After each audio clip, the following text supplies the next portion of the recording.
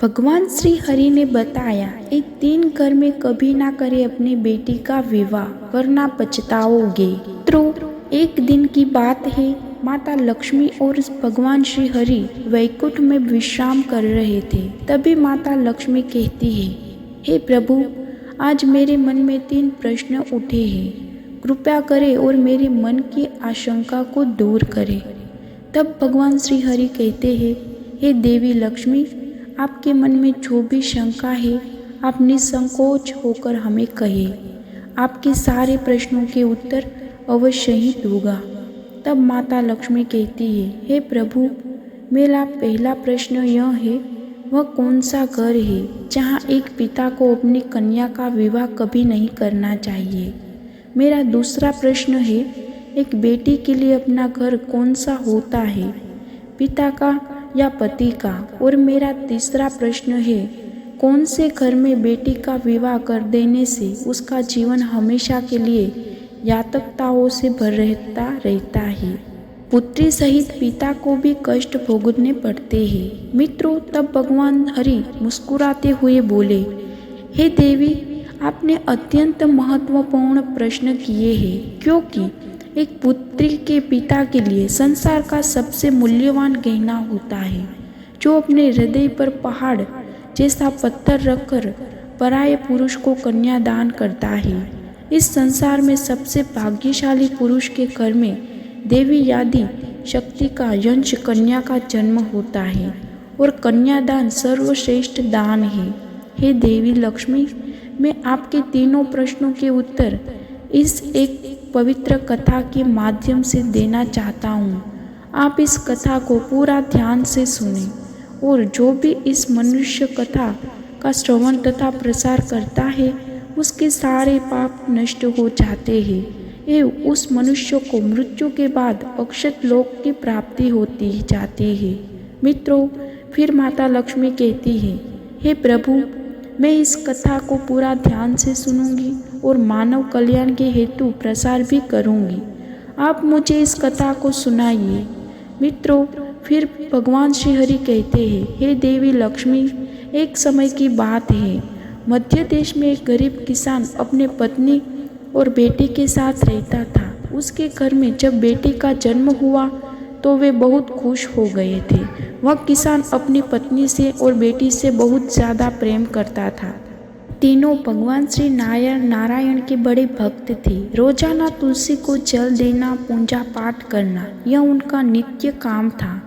किसान की बेटी अपने माँ बाप के साथ साथ वह भी नारायण की भक्त लीन थी। किसान की पत्नी और बेटी बहुत ही गुणवान, रूपवान और संस्कारी थी। मित्रों, भगवान श्री हरि कहते हैं, हे देवी लक्ष्मी, किसान अत्यंत गरीब होने के कारण नगर के एक व्यापारी सेठ के पास खेती के काम के लिए जाया करता था। उस सेठ का भी स्वभाव बहुत अच्छा था। वह किसान कई सालों से उनके यहाँ काम करता था। उस किसान की बेटी हर दिन अपने पिता के लिए घर से दोपहर का भोजन लेकर उस सेठ के खेत में जाती थी।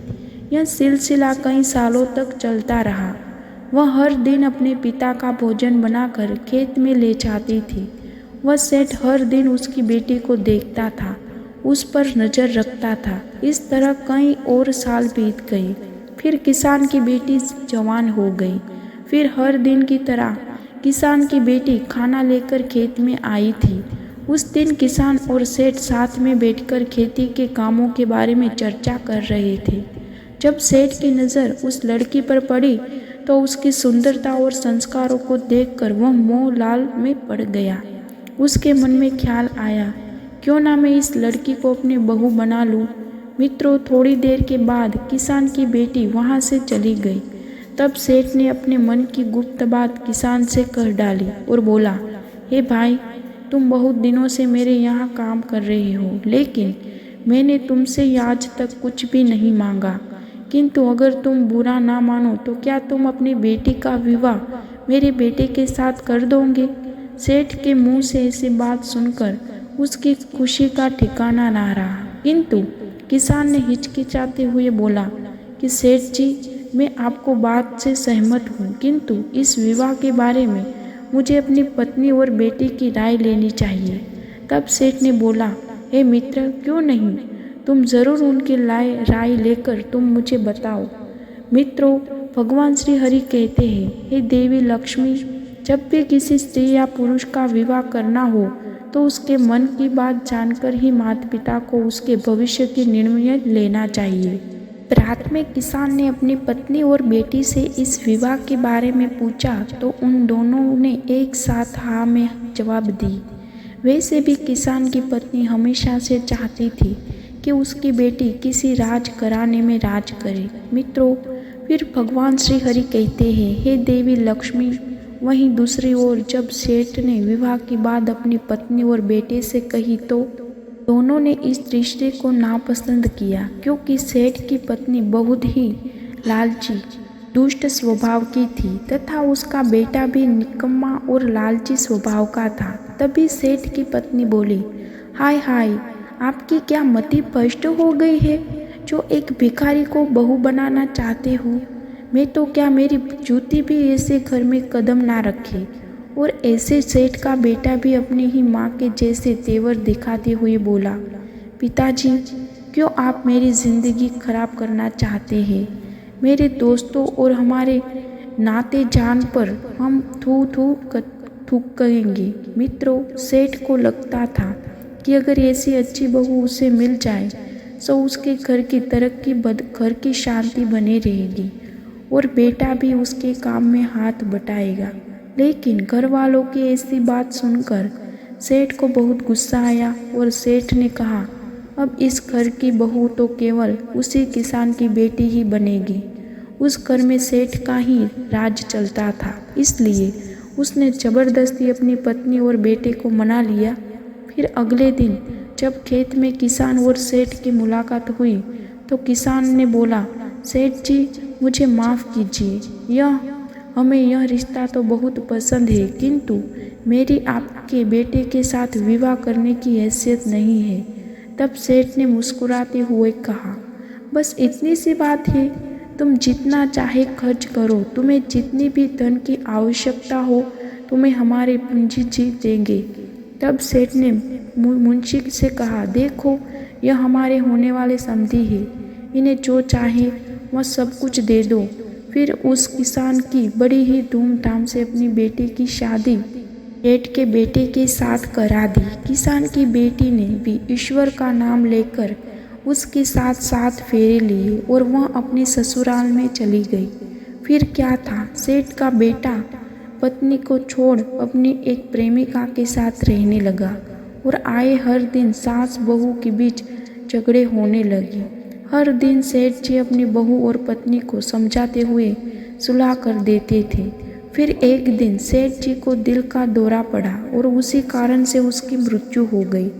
तब सबसे ज़्यादा दुख उस किसान की बेटी को ही हुआ था, जबकि सेठ की पत्नी और बेटा बहुत खुश हुए क्योंकि अब उन्हें टोकने वाला कोई नहीं था। मित्रों, भगवान श्री हरि कहते हैं, हे देवी लक्ष्मी, अब तो किसान की बेटी के बहुत बुरे दिन शुरू हो गए। जब भी झगड़े होते तो वह अपने मायके में जाती, लेकिन किसान और उसकी पत्नी हमेशा उसको ही समझाकर वापस ससुराल भेज कर रहती। सिलसिला कई महीनों तक चला। फिर एक दिन सेठ के बेटे ने किसान को काम से निकाल दिया और उसे बहुत भला बुरा अपशब्द कहे। मित्रों, जब किसान की बेटी उनसे डरने की बजाय उसके प्रेम पूर्वक रहने लगी, तब सेठ की पत्नी ने मन में एक बुरा ख्याल आया। उस दिनों किसान की बेटी पेट से थी। उसने चिकनी चुपड़ी बातों से किसान की बेटी के मन में जीत लिया था, मानो जैसे कोई सांप ही चिड़िया के अंडों की रक्षा कर रहा है। फिर एक दिन उस सेठ की पत्नी ने बहू के खाने में जहर मिलाकर उसे दे दिया। किसान की बेटी भी अनजाने में उस खाकर सो गई और उसकी रात्रि में ही मृत्यु हो गई। मित्रों, इधर सेठ की पत्नी ने अन्य नगरवासियों को कहा कि उसकी बहू ने जहर खाकर आत्महत्या की है। साथ ही उसने किसान को भी यह संदेशा भेज दिया कि तुम अपनी बेटी के शव को ले जाओ। जब यह बात किसान और उसकी पत्नी को पता चली तो उसने धीरज का बांध टूट गया और उन्होंने बेटी के मृत शव को घर लाकर उसका अंतिम संस्कार किया। उसके बाद दूसरे ही दिन किसान न्याय मांगने के लिए राजा के दरबार में गया और उसने सारी हकीकत राजा को सुनाई। जब राजा दरबार में लगाया तो सेठ के बेटे ने धन के लालच में राजा के मंत्रियों को खरीद लिया था, जिस कारण से किसान के पास कोई सबूत नहीं था कि उसकी बेटी ने आत्महत्या की है। राजा ने भी सेठ की पत्नी और बेटे को निर्दोष करार देते हुए छोड़ दिया और दूसरी तरफ किसान और उसकी पत्नी हताश होकर उस नगर को छोड़कर एक मठ में रहने लग गए और नारायण की पूजा में लीन हो गए।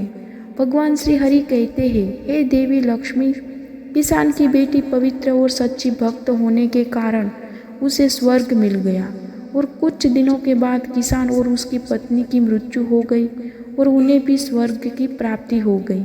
मित्रों, भगवान श्री हरि कहते हैं, हे देवी लक्ष्मी, तुम्हारा पहला प्रश्न था कि कौन सा घर है जहाँ एक पिता को अपनी कन्या का विवाह कभी नहीं करना चाहिए।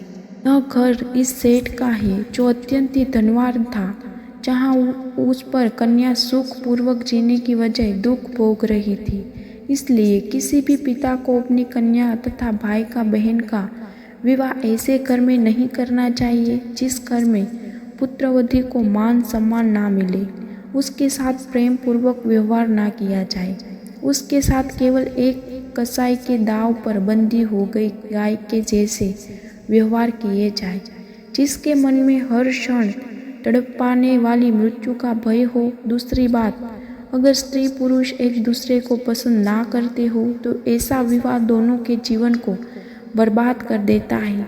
तीसरी बात, जिस पुरुष के साथ कन्या का विवाह होने वाला है वह उसके योग्य हो, उसे हर समय एक जिम्मेदारी से संभाल कर रखे, उसके मन को जीत कर उसकी ही प्रेम करे। जब भी किसी के लिए रिश्ते देखे जाए तो वह बहुत दूर के ना हो, ना ही अति नज़दीक के हो।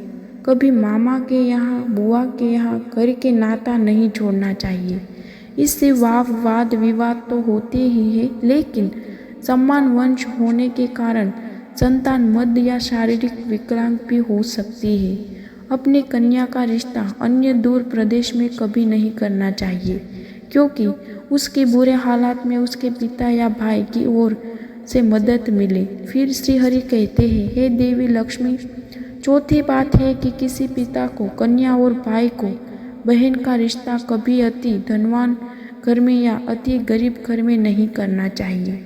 धनवान लोग उस स्त्री के साथ दासी के समान व्यवहार करते हैं और उसके माता पिता को भी सम्मानित नहीं मिलता है।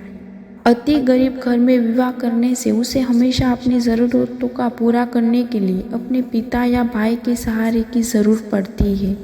जब भी रिश्ते की बात होती है तो हमेशा उनके कुल और वंश को देखना आवश्यक होता है। अन्य कुल में विवाह होने से समाज में प्रतिष्ठा कम हो जाती है और लोग हीन भावना से देखते हैं। साथ ही उस स्त्री को भी कई परेशानियों का सामना करना पड़ता है।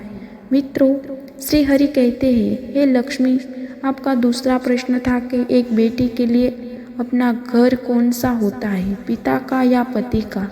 तो शास्त्रों के अनुसार स्त्री का घर उसके पति का ही होता है, चाहे सुख हो या दुख। पति पत्नी को हमेशा साथ ही रहना चाहिए और हर हाल में एक दूसरे के साथ देना चाहिए, जैसे कि हमारे राम सीता की जोड़ी थी। और आपका तीसरा प्रश्न था कि कौन से घर में बेटी की शादी कर देने से उसका जीवन हमेशा के लिए यातना से भरा रहता है और कन्या सहित पिता को भी कष्ट भोगने पड़ते हैं। जिस घर में स्त्री को सम्मान न दिया जाता हो, उसके साथ हमेशा तुच्छ प्रकार के भद्रश व्यवहार किए जाते हो, या जिस घर में स्त्री पर पुरुषों से हाथ उठाया जाता हो या उसे अपशब्द शब्द बोले जाते हो, ऐसे घर में स्त्री का विवाह कभी नहीं करना चाहिए।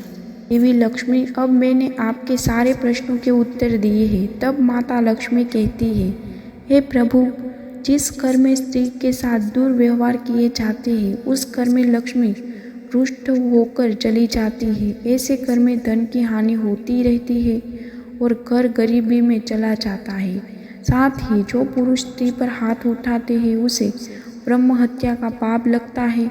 तो मित्रों, आशा करती हूँ कि आपको यह कथा जानकारी अच्छी लगी होगी। यदि चैनल हेल्पफुल मोटिव को सब्सक्राइब नहीं किया तो अभी सब्सक्राइब कर दीजिए और अपने दोस्तों के साथ शेयर ज़रूर करें और कमेंट बॉक्स में जय लक्ष्मी माता, जय विष्णुदेव, श्री हरि ज़रूर लिखें। धन्यवाद।